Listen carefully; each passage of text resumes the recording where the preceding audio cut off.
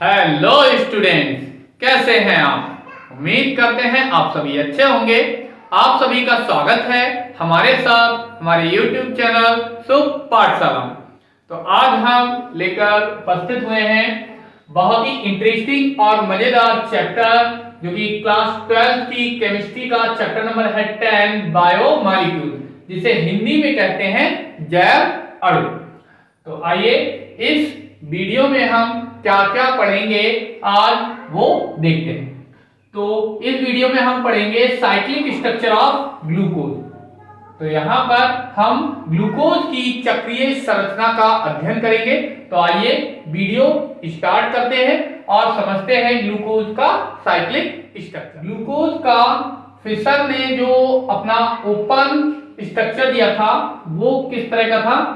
C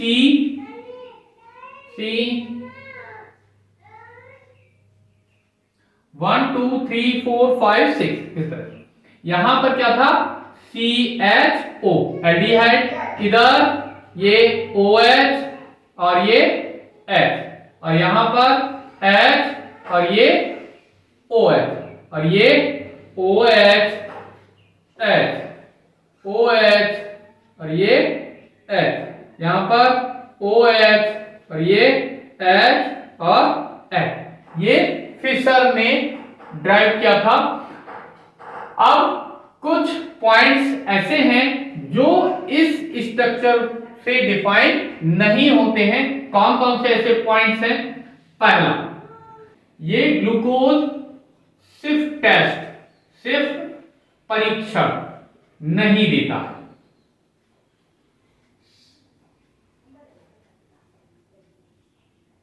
सिर्फ test नहीं देता है।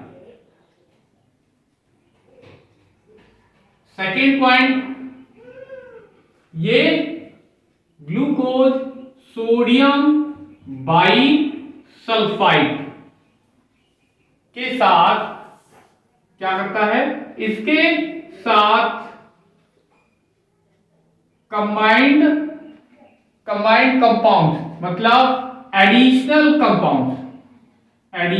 कंपाउंड्स का फॉर्मेशन नहीं करता है।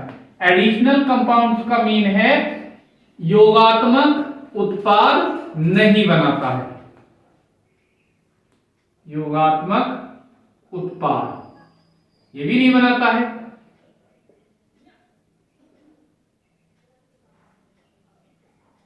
इसी तरह से नेक्स्ट पॉइंट, जब हमने ग्लूकोज की एसिटिक एनहाइड्राइड से रिएक्शन कराई थी तो हमें मिला था पेंटा एसिटिल ग्लूकोज। तो जब इस पेंटा एसिटिल ग्लूकोज का हम रिएक्शन कराते हैं किसके साथ? हाइड्रोक्सिल एमीन के साथ, NH2OH के साथ, तो कोई भी रिएक्शन नहीं होती है, जो ये इंडिकेट करता है कि इस ग्लूकोज में एल्डिहाइड ग्रुप कैसा है? फ्री नहीं है। किसको रिप्रेजेंट करता है? फ्री एल्डिहाइड ग्रुप इसमें नहीं है, ऐसा ये इंडिकेट करता है। तो यहां पे कह सकते हैं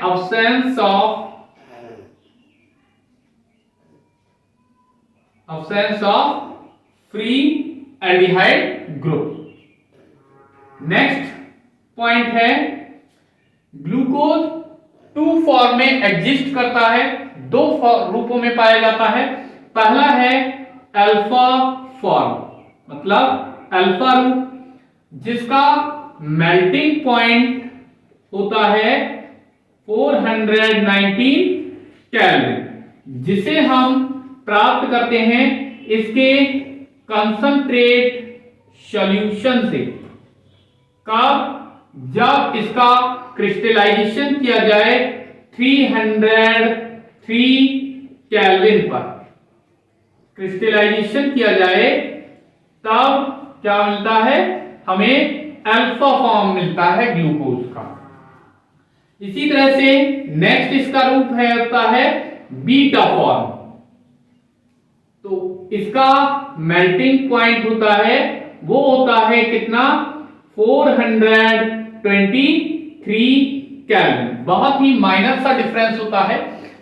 और इसे इसके सैचुरेटेड सॉल्यूशन मींस संतृप्त विलयन से कब 371 केल्विन टेम्परेचर पर जब इसका क्रिस्टलाइजेशन किया जाता है, क्रिस्टलीकरण किया जाता है, तब बीटा फॉर्म प्राप्त होता है।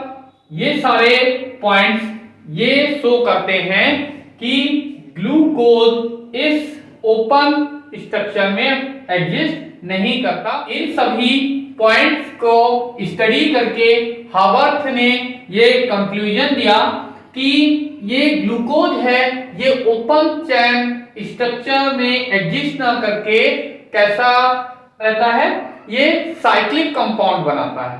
और एक साइक्लिक स्ट्रक्चर दिया जिसे हावर्थ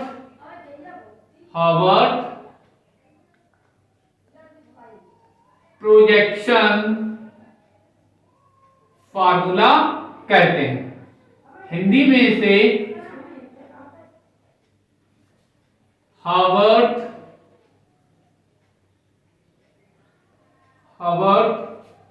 प्रक्षेपण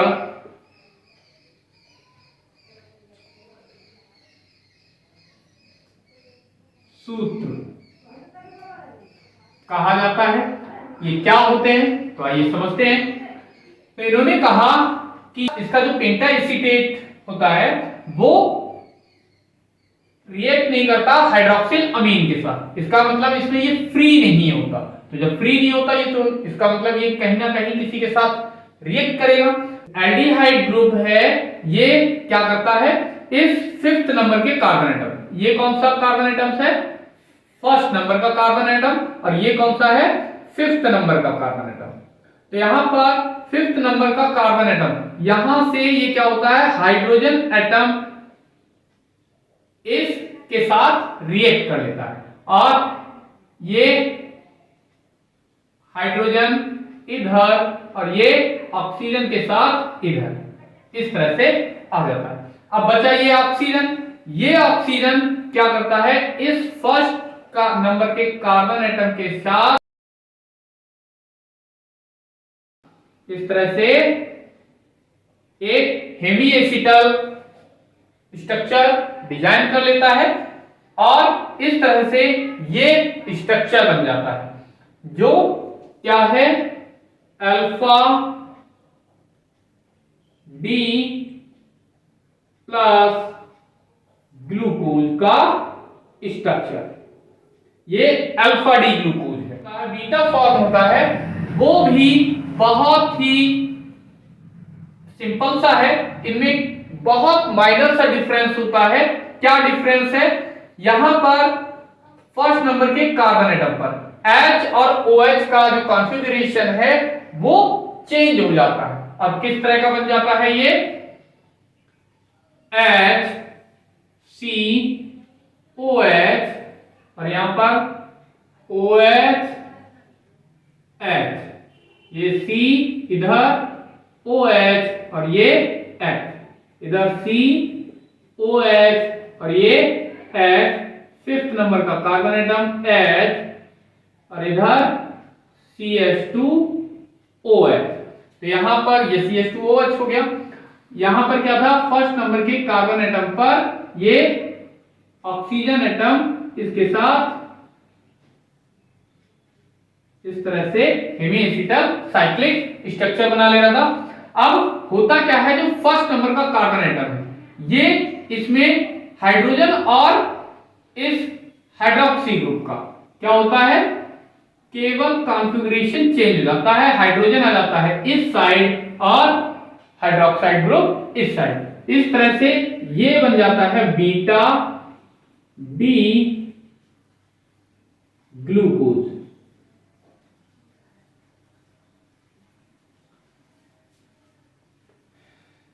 जो कि कैसे होते हैं, तो ग्लूकोज की जो स्ट्रक्चर है वो कुछ इस तरह से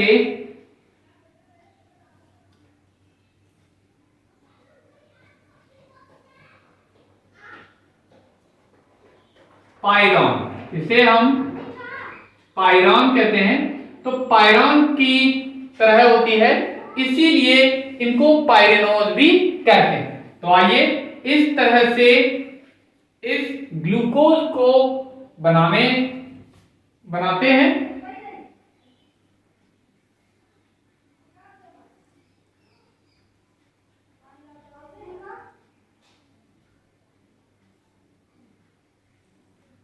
तो ये एक हेक्सागन हो गया, इसमें एक स्थान पर क्या बनना है, ऑक्सीजन, 5 कार्बन एटम होते हैं। दूसरा भी सेम बनेगा,